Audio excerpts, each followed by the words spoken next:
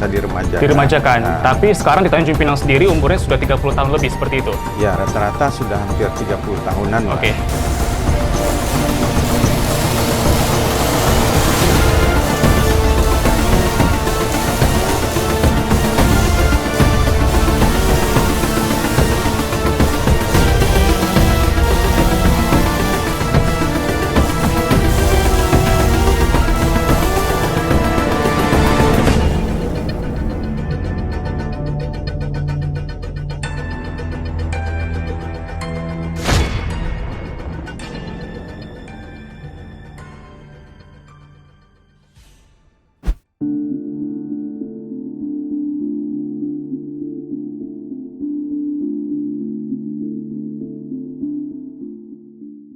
Hujan disertai angin kencang adalah momok bagi warga Tanjung Pinang yang terpaksa tetap beraktivitas di luar rumah meski diguyur hujan.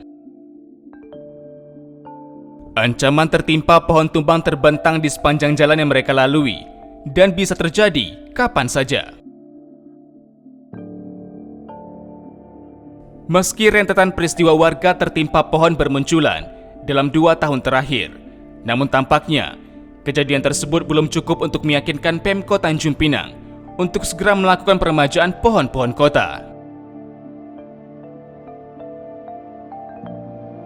Saudara, potensi bencana pohon tumbang di kawasan perkotaan khususnya di jalan utama merupakan sesuatu hal yang kerap saja terjadi pada saat musim penghujan. Satu contoh misalnya pada 5 Maret 2022, peristiwa pohon tumbang di Kelurahan Senggarang mengakibatkan terputusnya aliran listrik di kantor Wali Kota Tanjung Pinang. Peristiwa tersebut tentunya merupakan bencana yang dapat diantisipasi sebelumnya. Bagaimana manajemen peremajaan dan pemeliharaan pohon di Kota Tanjung Pinang? Yunus Reportase menyuguhkan liputannya untuk Anda.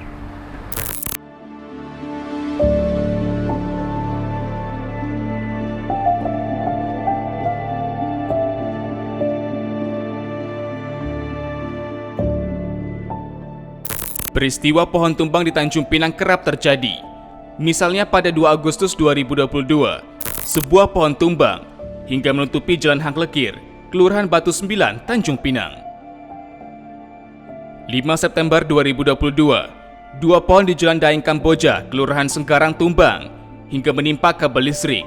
Akibatnya, aliran listrik warga hingga ke kantor wali kota terputus. 9 September 2022, pohon tumbang menutupi bahu jalan dan nyaris menimpa mobil di pinggir jalan MT Haryono, kilometer 3. Sementara 18 September 2022, pohon tumbang menimpa kabel listrik di Jalan Timbul Jaya, Kelurahan Kampung Baru. Rangkaian peristiwa pohon tumbang di Tanjung Pinang menunjukkan usia pohon di kota ini sudah tua dan luput dari perhatian pemerintah.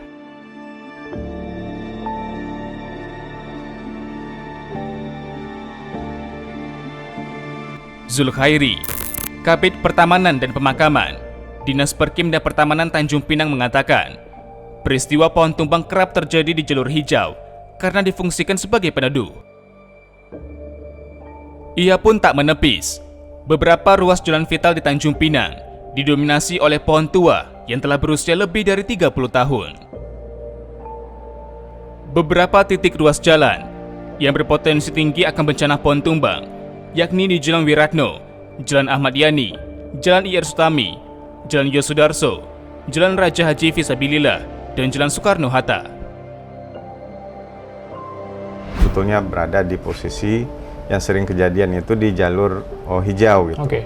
Nah, karena difungsikan memang sebagai peneduh atau jalur hijaunya di kiri kanan jalan yang ada di Kota Tanjung Pinang. Nah, jadi menurut informasi yang ada yang selama ini memang ada di beberapa ruas jalan Kota Tanjung Pinang ini memang merupakan pohon-pohon yang sudah cukup lama ya, mungkin yang di atas 30 tahun itu sangat banyak sekali dan itu berada di posisi ruas-ruas jalan yang memang jalan vital. Seperti contohnya di mana saja itu, Pak? Misalnya dari ruas jalan Ahmad Yani ya. Ahmad Yani mulai dari Simpang Pamedan ke Simpang Betu 6. Kemudian Wiratno ya, Wiratno.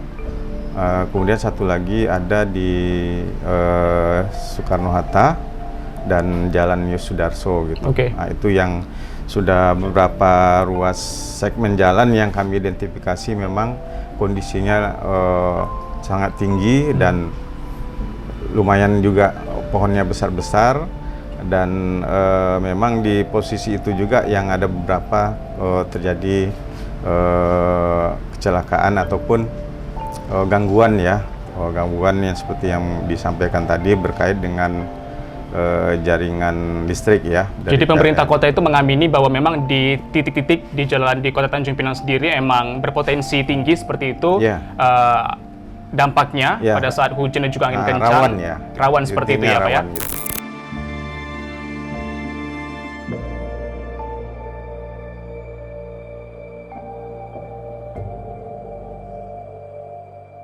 Zulkhairi menjelaskan, mayoritas pohon yang ditanam di Jalan Tanjung Pinang yakni pohon angsana, terembesi, dan akasia. Saat ini Pemkot Tanjung Pinang tengah melakukan peremajaan pohon akasia, di mana usia ideal pohon ini yakni 20 tahun. Tetapi faktanya, usia pohon tersebut telah mencapai 30 tahun lebih.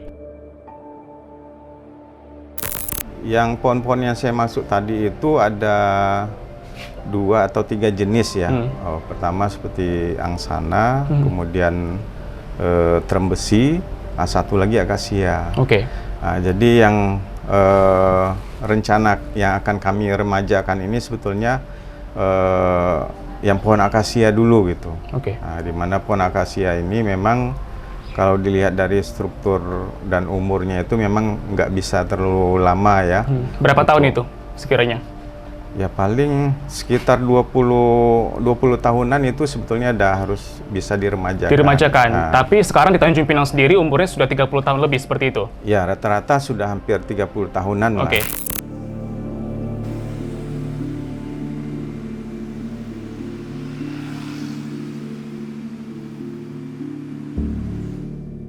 Keterbatasan anggaran, minimnya sarana prasarana, dan kurangnya sumber daya manusia menjadi kendala yang dihadapi dinas terkait untuk melakukan peremajaan pohon. Bayangkan saja, untuk meremajakan pohon setanjung Pinang, Dinas Perkim dan Pertamanan Tanjung Pinang hanya memiliki 2 orang pengawas dan 8 orang tenaga harian lepas. Di sisi lain, saat ini Pemkot Tanjung Pinang hanya memiliki 1 mobil skylift, 1 mobil crane, 1 mobil dump truck, dan 4 gergaji chainsaw. Hal itu diperkirakan akan bertambah besar di tahun 2022, mengingat naiknya harga BBM.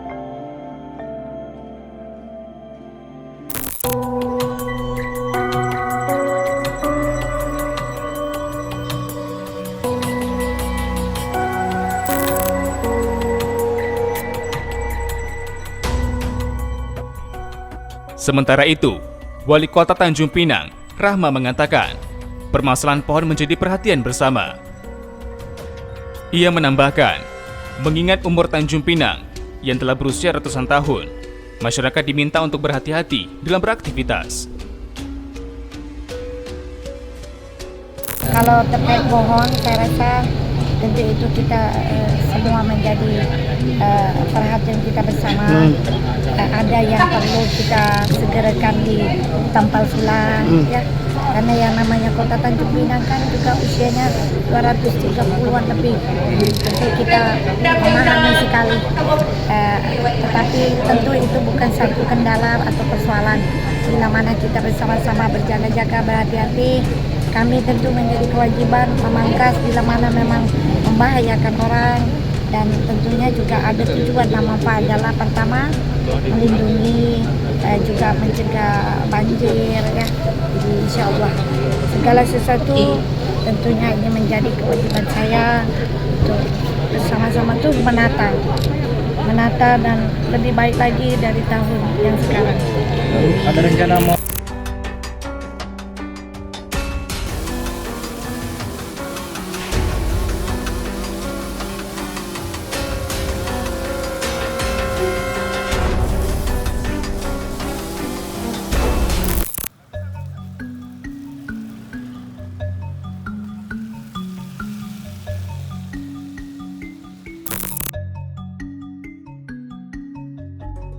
Perakirawan BMKG Tanjung Pinang, Rizky Nur Fitriani mengatakan, perkiraan cuaca di Tanjung Pinang pada September 2022 yakni berawan hingga hujan ringan di waktu pagi hingga siang. Sementara itu potensi angin kencang diperkirakan berkisar antara 5 hingga 20 km per jam.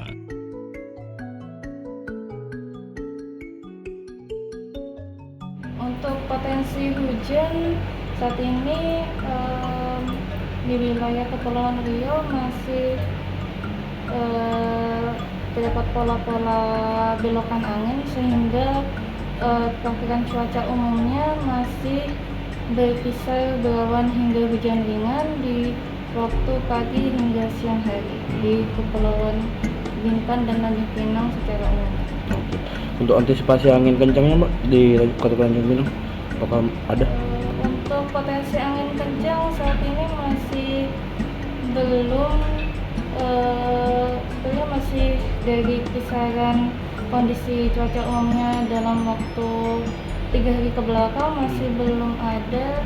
Mungkin diperkirakan untuk 3 hari ke depan selanjutnya juga mungkin sampai 5 sampai 20 km per jam saja.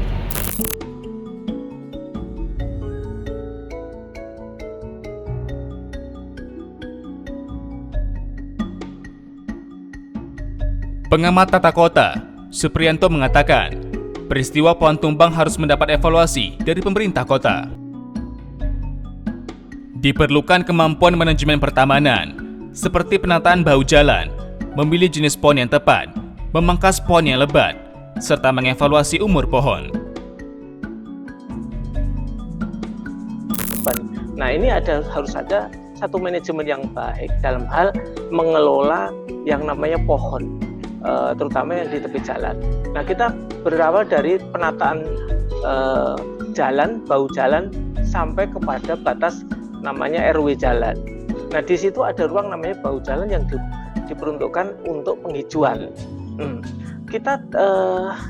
Kita ini harus juga mempunyai sikap bahwa apapun yang ada di sepanjang jalan itu tentunya harus aman bagi semua pemakai jalan, pengendara jalan, pejalan kaki dan sebagainya. Artinya bahwa manajemen ini tentu dipegang oleh pemangku, dalam hal ini mungkin dinas terkait ya. Kalau di Tanjung Pinang mungkin di dinas pertamanan. Dalam ini kan kalau petingginya namanya wali kota pasti bertanggung jawab. Namun selalu kemampuan manajemen pertamanan ini harus diimbangi dengan pemahaman terhadap jenis-jenis pohon. Nah, dalam hal kemudian kita sudah mengetahui banyak kejadian, maka segera dievaluasi. Oh, kenapa ini? Pohon yang ada di Tanjung Pinang banyak kemudian kena angin besar, hujan besar, kemudian tumbang ya, dan kemudian patah. Nah, yang pertama perlu saya sampaikan bahwa sebenarnya hierarki atau filosofi pohon itu, Mas, itu sama dengan bangunan. Jadi, tatkala kemudian makin tinggi, maka akar ini akan juga makin tumbuh ke samping. Gitu. Makin tinggi lagi maka akan tumbuh ke samping. Maka sebenarnya banyak pohon yang bukan akar tunjang ya. Ini yang pohon kayak yang ada di Tanjung Pinang ya. Itu tentu harus segera dipangkas. Kalau sudah pohon itu daunnya melebar ke kanan kiri, maka segera dipangkas. Kenapa? Karena kalau tidak diimbangi akar yang bisa tumbuh menyebar ke samping kiri dengan bebas, maka dia akan gampang tumbang. Nah ini, jadi kalau kemudian dipangkas, yang ke kanan kiri dikurangi sehingga mungkin tidak mengurangi beban, maka momen ya, kalau di dalam pondasi itu ada momen, gaya momen, pondasinya tidak perlu melebar ke kanan kiri sehingga masih kuat untuk menopang kalau terjadi angin dan sebagainya. Filosofinya seperti itu. Nah ini berkaitan mungkin salah satunya itu. Yang kedua mungkin umur. Kalau pohon itu juga sudah berumur tua, itu rapuh. Rapuhnya tidak di akar tapi di ranting-ranting dan cabang-cabang.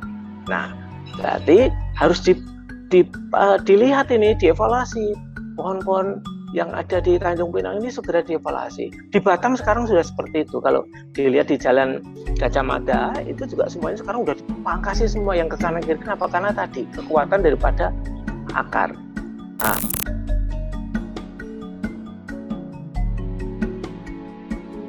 Supriyanto menambahkan, Tanjung Pinang memiliki keterbatasan ruang terhadap perkembangan akar. Untuk itu, pohon yang ditanam tidak boleh menjadi besar. Hal itu mengakibatkan akar tidak bisa berkembang mengikuti pertumbuhan pohon. lihat di sekitar atau di sepanjang jalan Tanjung Pinang ini ada keterbatasan ruang terhadap perkembangan akar. Itu Mas Fahri. Kenapa? Kita lihat bahwa dari pohon itu jarak ke arah samping sudah menotok pagar itu hanya berapa meter. Kemudian ke arah jalan itu juga sudah diaspal sedemikian rupa sehingga akarnya tidak bebas. Artinya sebenarnya pohon apapun yang ditanam tidak boleh menjadi besar dan tidak boleh menjadi rantingnya panjang-panjang ke kanan kiri, karena praktis bisa dipastikan bahwa akar itu tidak bisa berkembang mengikuti panjangnya ranting atau cabang kanan kiri, depan belakang. Maka dari itu mestinya harus disesuaikan. Oh, kalau seperti bisa trotoarnya aja cuma 1 meter, kemudian ketemu drainase, artinya hanya ada paling 3 meter ke arah pagar. Berarti pohon itu rantingnya juga jangan lebih dari 3 meter ke kanan kiri. Dan lagi sekarang akar itu banyak yang keluar dari tanah, betul nggak Mas Fahri? Nah, ini berarti tidak ada kekuatan. Ya, jadi sorotan Anda itu mengenai jenis tanaman juga harus diperhatikan, melihat karakteristik dari jalan sendiri ya Pak ya. Iya. Itu tadi Anda sampaikan bahwa jalan-jalan Tanjung Pinang khususnya ya pada saat kita mungkin setengah meter dari pinggir dari jalan tersebut memang sudah ditanami oleh pohon-pohon seperti itu. Jadi memang ada kriteria atau jenis tanaman khusus yang harus diperhatikan oleh pemerintah saat ini. Betul, tidak semua boleh ditanami angsana, Mas. Angsana itu contoh misalnya kalau jalan besar ya saya melihat selalu di Batam ya, di tengah median tengah itu medianya aja 4 meter, Mas. Di tengah jalan antara 2 lajur kanan kiri ya, 2 jalur kanan kiri itu kita tanam angsana. Nah, mereka bebas, tidak terganggu sehingga bisa besar dan tidak rubuh. Tetapi kalau di Tanjung Pinang dipaksakan semuanya misalnya angsana seperti kita lihat sekarang, ya ini kurang tepat. Maka ini saatnya dievaluasi pohon apa yang kira-kira sesuai dengan ruang tanam yang sempit sekali.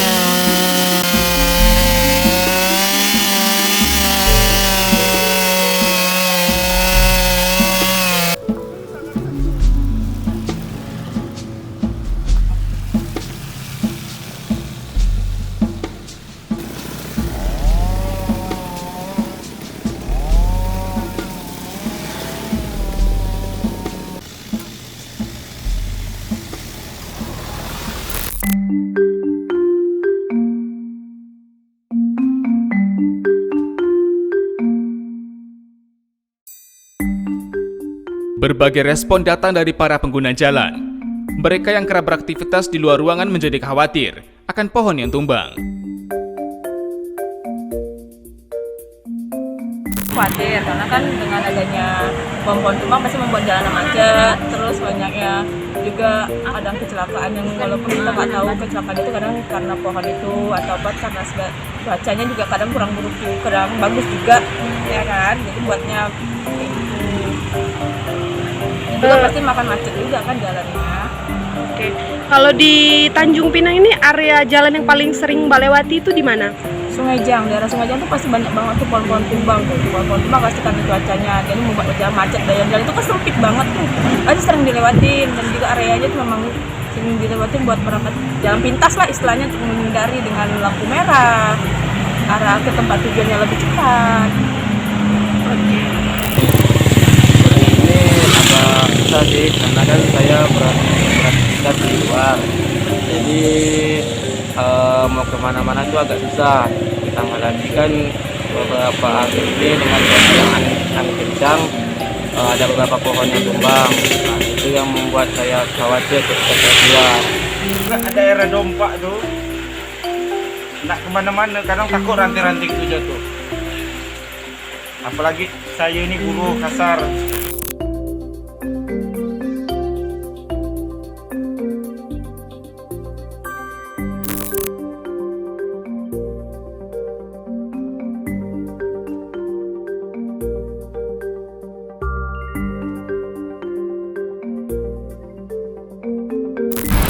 Tingginya potensi bencana pohon tumbang di Tanjung Pinang utamanya pada saat musim penghujan kerap saja terjadi.